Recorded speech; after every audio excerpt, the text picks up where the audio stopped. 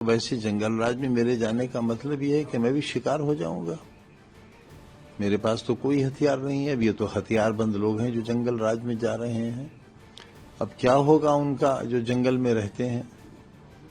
तो मेरे पास तो कोई हथियार नहीं है। मेरे अपने लाइसेंस निरस्त हो गए हैं और लोगों ने विचार किया है, लोगों ने संजीदगी से सोचा भी है। और बिहार में जिस तरह की पोलिंग कल हुई है उससे ये लग रहा है कि बदलाव की तरफ है प्रदेश। बिहार में विधानसभा चुनाव जारी हैं। 6 नवंबर को पहले फेज की वोटिंग हुई, अब 11 नवंबर को होनी है और 14 नवंबर को चुनाव परिणाम आने हैं। बिहार की अलग अलग विधानसभा सीटों पर उत्तर प्रदेश और बिहार के नेता लगातार वहां पहुंच रहे हैं। सभी पार्टियों के नेता हैं, फिर वो चाहे बीजेपी हो, कांग्रेस हो या फिर समाजवादी पार्टी या आरजेडी। सभी पार्टियों के बड़े नेता अपनी अपनी विधानसभाओं में और दूसरे के लिए भी समर्थन जुटाते हुए दिख रहे हैं। इसी बीच में उत्तर प्रदेश की राजनीति में भी हलचल है।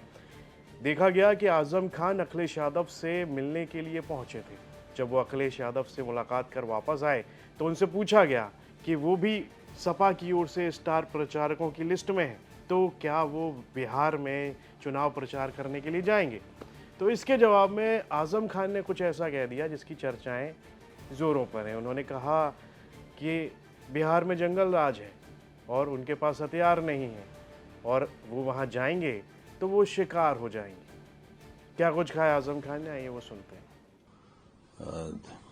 ताकतवर लोग कह रहे हैं ये जंगल है और जंगल राज है। वहां जिन लोगों की सत्ता है 20 बरस से सत्ता है, उस जंगल को आज तक वो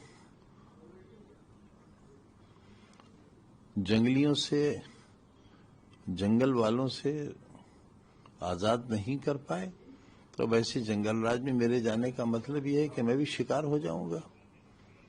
मेरे पास तो कोई हथियार नहीं है। अब ये तो हथियारबंद लोग हैं जो जंगल राज में जा रहे हैं। अब क्या होगा उनका जो जंगल में रहते हैं।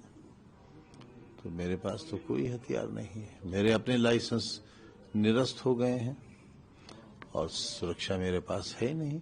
मेरा दिल चाहता है वहां रहूं और मेरे ख्याल से मेरी बात आपके माध्यम से पहुंच ही रही है। इसके बाद में आजम खान से पूछा गया एसआईआर के खिलाफ जो विरोध हो रहा है और उसमें उत्तर प्रदेश का नाम भी है, इस पर आजम खान ने क्या कुछ कहा है वो सुन लेते हैं। नहीं, एसआईआर का कहीं विरोध नहीं हो रहा है, ना पहले हुआ। टाइमिंग का विरोध हुआ। एसआईआर तो एक संवैधानिक व्यवस्था है, उसे होना चाहिए, होती रही है, होती रहेगी।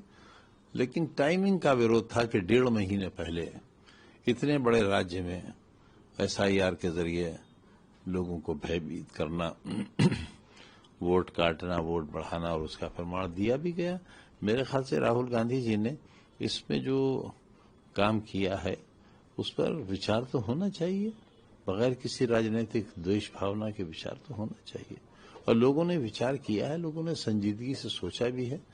और बिहार में जिस तरह की पोलिंग कल हुई है उससे ये लग रहा है कि बदलाव की तरफ है प्रदेश। इस दौरान आजम खान ने इशारा किया कि बिहार के चुनाव में जो परिणाम आएंगे उसमें बदलाव होने की बात उन्होंने कही है।